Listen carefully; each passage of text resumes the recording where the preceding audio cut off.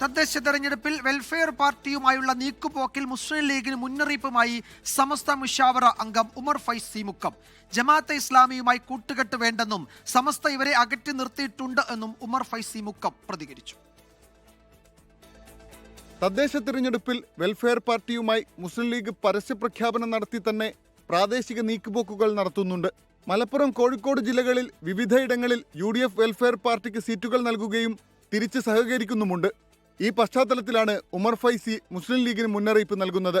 ആരാണോ കൂട്ടുന്നത് വെച്ചാൽ അവരെയും സമസ്തയെയും സുന്നത്ത് ജമാഅത്തിനെയും ഇസ്ലാമിനെയും ആകെ തകർക്കും എന്നുള്ള കാര്യം നമ്മൾ മനസ്സിലാക്കണം. അതുകൊണ്ട് തന്നെ അവരോട് അഖിലം പാലിക്കണം.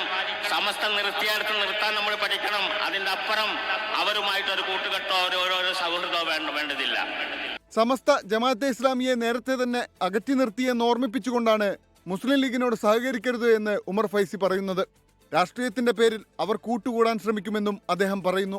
രാമനാട്ടുകരയിൽ നടന്ന പരിപാടിയിൽ മുസ്ലിം ലീഗ് സംസ്ഥാന അധ്യക്ഷൻ പാണക്കാട് സാദിഖലി തങ്ങളെ വേദിയിലിരുത്തിയായിരുന്നു ഉമർ ഫൈസിയുടെ വിമർശനം.